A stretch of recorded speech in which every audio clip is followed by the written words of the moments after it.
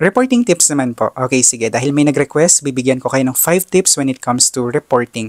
Number 1, start by giving a short activity. Optional lang po tong tip number 1. Sa field naming mga teachers, meron kaming tinatawag na motivation wherein nagbibigay kami ng short activity before we formally start the discussion. Kapag kayo ay magre-report, pwede kayo magbigay ng icebreaker, pwede kayo magbigay ng short activity lang. Just make sure na matatapos nyo to in a short period of time kasi pagka masyadong matagal, kakainin niya yung oras sa inyong presentation. Ngayon, sa motivation part na to or sa activity na ibibigay nyo, pag ginawa nyo kasi to, makukuha nyo agad yung attention ng classmates ninyo. Pag nakuha nyo yung attention nila, mas mababawasan ngayon yung kaba mo sa reporting. So dito, you can conduct short games or you can let your classmates watch a video clip, pwede ka rin magpakanta or anything na maisip mo. Just make sure lang din na yung activity na ipapagawa mo ay aligned or related dun sa topic mo. For example, ang topic na i-discuss mo ay festival dance in the Philippines. Alangan namang magpakanta ka. So, hindi na siya aligned or hindi siya related dun sa topic mo. Okay? So, start by giving a short activity. Ulitin ko, optional lang po to. Kung mahabang oras na binigay, pwedeng gawin. Pero kung limited yung time, for example, binigyan ka lang ng 5 minutes to report, wag na. Kung dehado, wag nang gawin. Tip number 2, the most important thing to consider, the mastery of the topic given to you. Lagi mong iisipin dito na magbabahagi ka ng kaalaman sa classmates mo na hindi pa nila masyadong alam. So, lagi mong isipin na dapat mas knowledgeable ka, mas alam mo yung topic mo kaysa sa classmates mo. Huwag mong hayaan na mas alam pa nila yung dinidiscuss mo kaysa sa'yo. Kasi nga nagre-report ka. And paano gagawin natin dito para ma-master natin yung topic? Magbasa ng magbasa ng magbasa.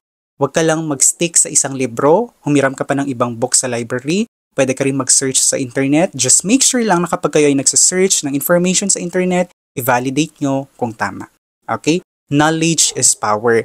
Kahit palituhin ka ng classmates mo, kahit magtanong sila, magbato sila ng napakaraming tanong sa'yo, kapag kabisado mo yung topic na dinidiscuss mo, hindi ka mawawala. Masasagot mo yung mga tanong nila. Ngayon, kung na-master mo na yung topic na binigay sa'yo, then it's time for you to create your visual aids. Napakalaking tulong po ng paggamit ng visual aids when it comes to reporting para mas convincing siya at the same time, mas mag-gets ng classmates mo or ng audience mo yung sinasabi mo.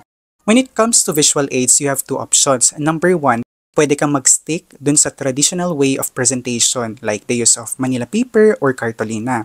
And then yung second option mo, pwedeng modernized way of presentation na wherein mag-integrate ka ng technology. For example, gagamit ka na ng PowerPoint presentation or anything na may technology or may kinalaman ng technology. Pag gumawa kayo ng visual aids, regardless kung traditional or modernized, ang i-consider nyo lagi, huwag nyo masyadong damihan yung words or informations na nilalagay nyo ron.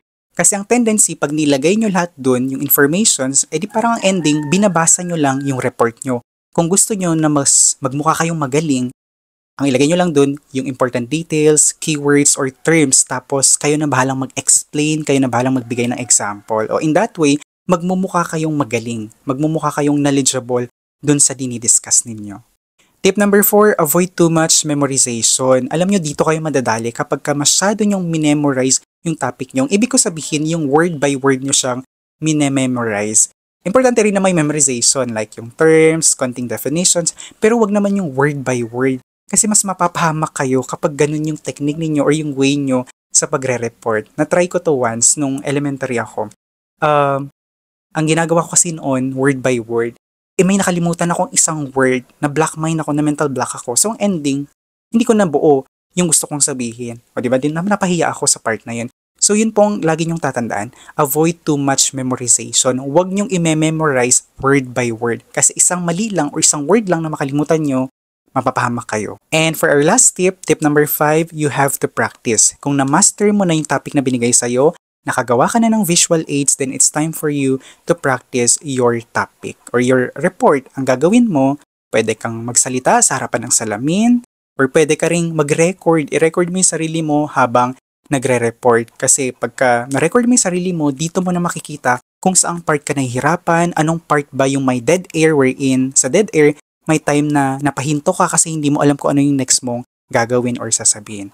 So, yun yung mga basic tips na dapat i-consider nyo pag kayo ay magre-report. Okay? And then, during your presentation na iwasan kabahan, just relax. Kapag kayo naman ay nakapag-practice at kabisado nyo yung topic na yun, mababawasan yung kaba na nararamdaman ninyo.